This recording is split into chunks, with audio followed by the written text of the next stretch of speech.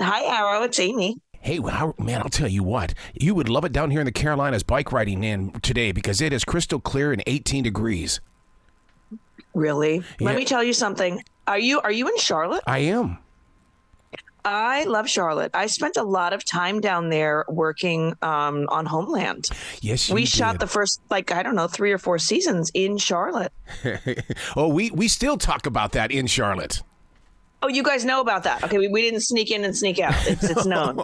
You know what? The thing is, once word got Yeah. out to the radio stations where you guys were, where you were having lunch and all that kind of stuff. I mean, it was just one of those things that we talked about on the radio. Really? Did you know that we were at the South Park Mall a lot of times? We always saw you over in the South End area. That's where everybody kept saying Yes. that you guys were. Yep, that's where they were because they pick the production picks a hotel and then they for I was a recurring actor on that show in those seasons, so I would fly in and out and be down for a week or 2 weeks or 3 weeks. I would always be in a hotel near the South Park Mall, so inevitably, we would end up going, you have to Yeah. go to Sephora or go do whatever, go do an errand.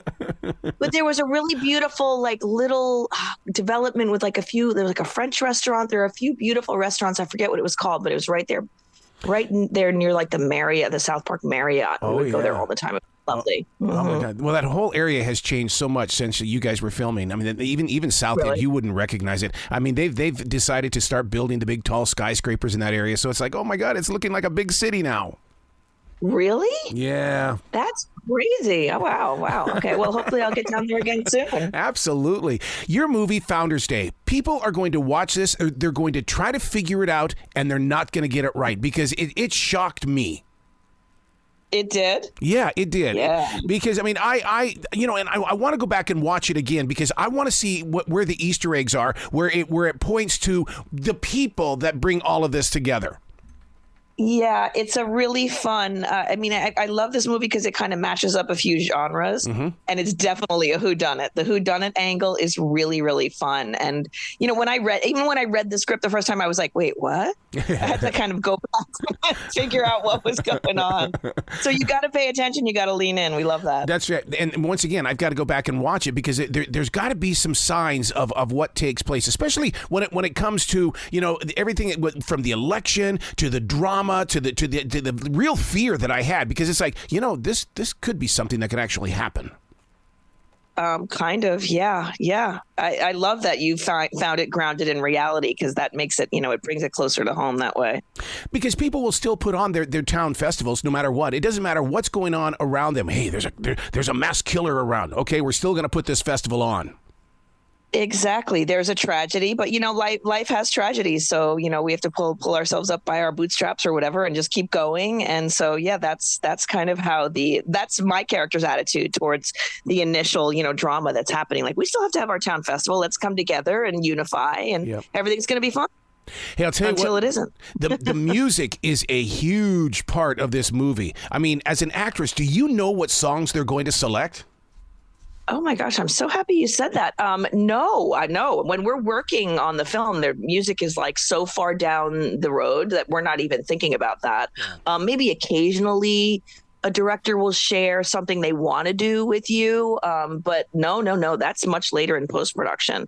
Wow. Even, this is like a side note, but when we're making a movie and there's, let's say, a dance scene, like at a high school prom or something, generally there's not, and if it's a scene where people are talking and there's dialogue, they don't even have music playing. Like production will play music for the whole gang to start dancing, and then they shut the music off, Yeah. and you keep dancing to nothing while you're doing the dialogue. So, and then they put the music back in later in post production. So, yeah, so that's how that works. So no, we did not have music with us on when we were filming, and I didn't know what they were considering, but I do think it really adds to the suspense and the fun of it. Coming from your creative family, a musical family, I mean, how important is that to you to make sure that when you're, working on music for different things, that it's like, okay, no, it's got to help tell the story. Yeah, absolutely. It's funny. Yeah, my brother, Mick Hargreaves, is a musician.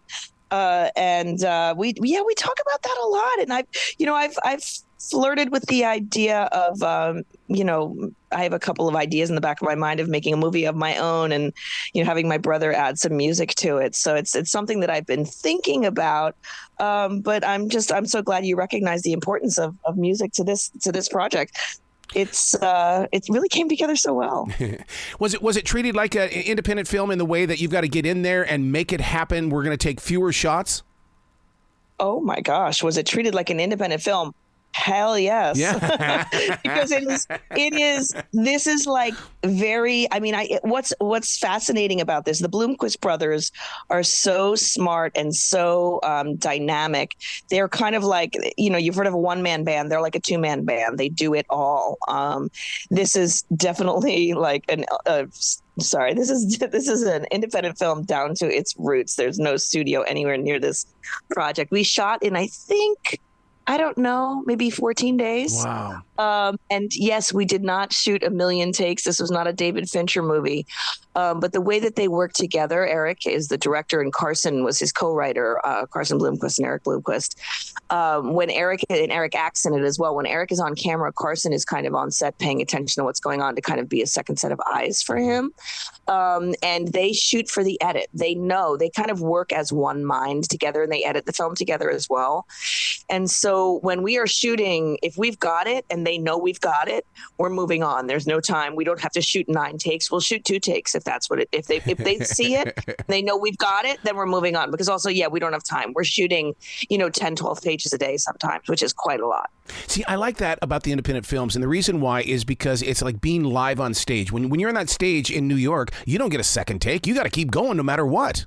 Oh, yeah, exactly. It's really fun because you have to bring your A game, going into a project like this, that like there's no time to, like, you're not finding it in front of the camera. You better show up on the day with your lines really, really, really well learned, and you know what you're going to do with the scene, or have a great idea of what you're going to do with the scene, and then just drop in and get it, because there's no time to mess around. This is a big part of your life, isn't it? The acting. I mean, it is your life. It is. That's my job. Yeah. And I love it. And I'm really grateful to be, have been a part of this world and be able to make a living like this for so long, and, and have so many interesting projects under my belt. I've been really fortunate. But see, you don't treat it like a job, or at least we're not feeling it when we see you that oh, this is my job. To me, it's like I'm here because I just like sharing. I've got the passion to give to people. Absolutely. And that is how I approach it. And it's true. It's not like I don't wake up every day and go off to a factory. Thank God. I'm so fortunate. But that doesn't change the commitment, and the drive behind it. But yeah, there is a lot of passion, because, it's not you guys see the end result. You see, oh, great, Founders Day's out, or Homeland is a big hit, or 13 Reasons Why, is doing so well. But there's so many jobs that I don't get. There's so many things that I want to do that I don't get a chance to do. So when or projects that you do in good faith, but that don't come together the way you imagined, and then don't really land with the audience. So when we do have a project like this, like Founders Day, which, we're opening this weekend, but our festival run has been great, and fans are really loving it. It really kind of threads a needle between a lot of different genres, and people really are having a blast with that.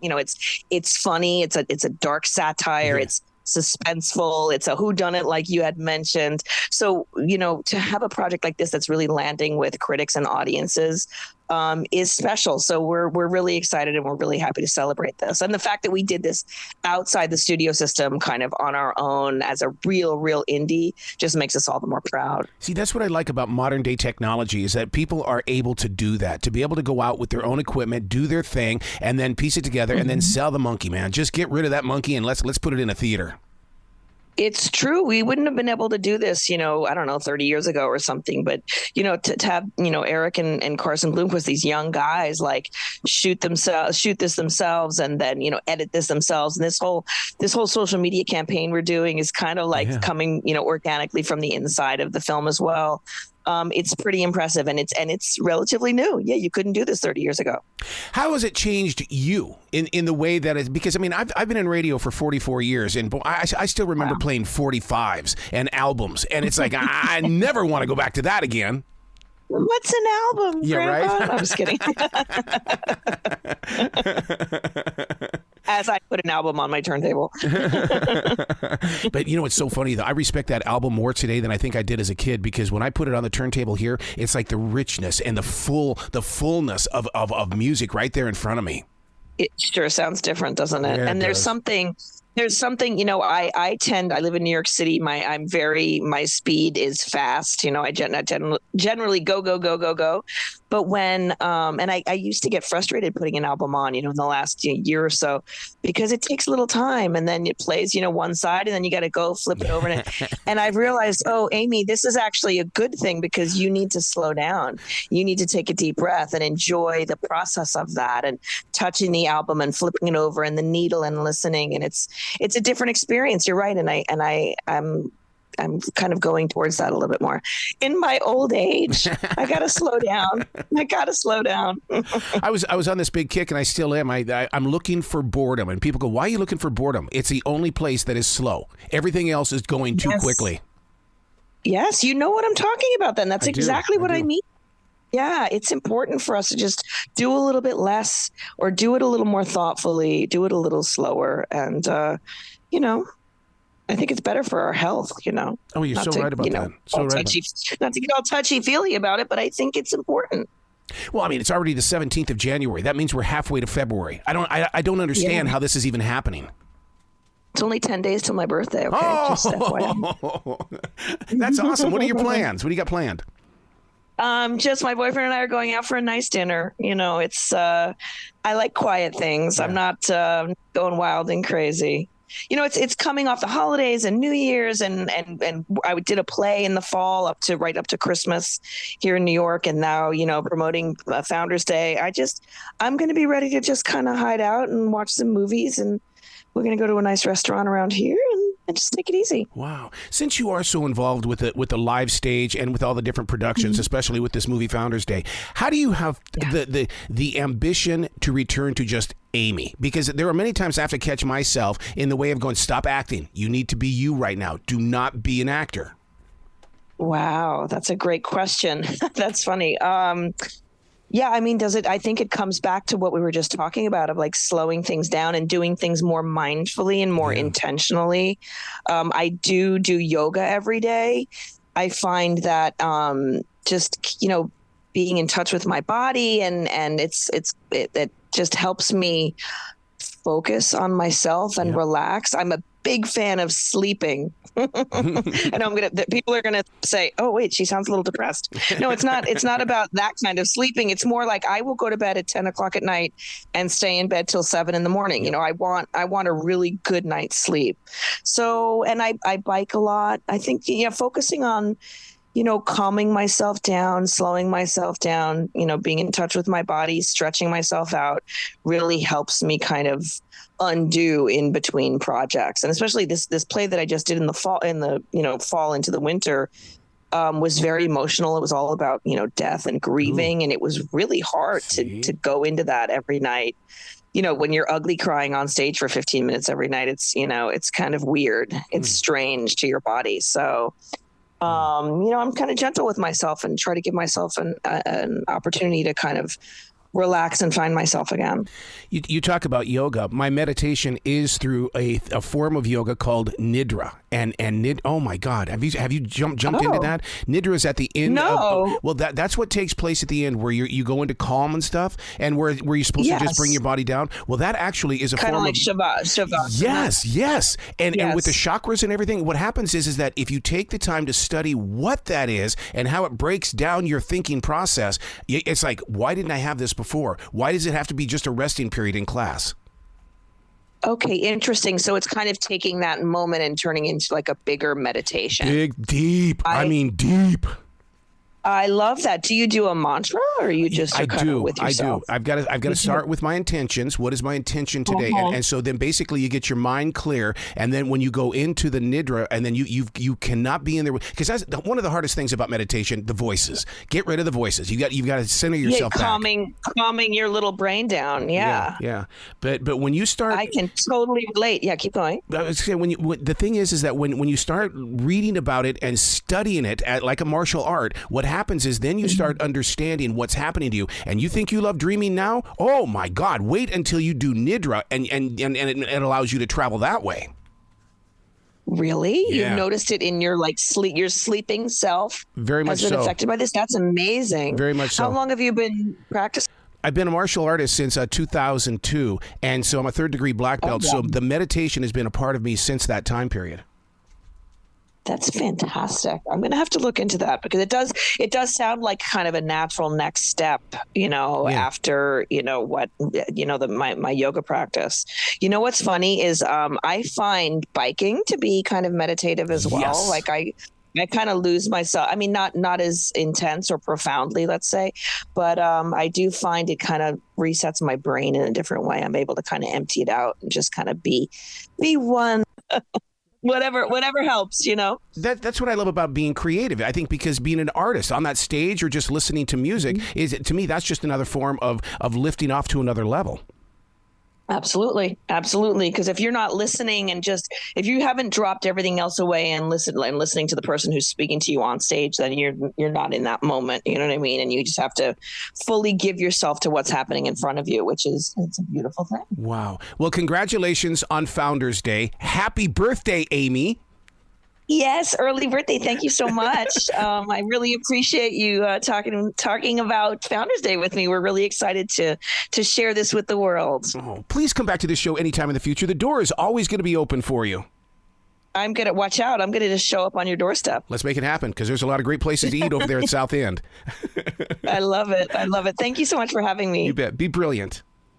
Thank you. Take care.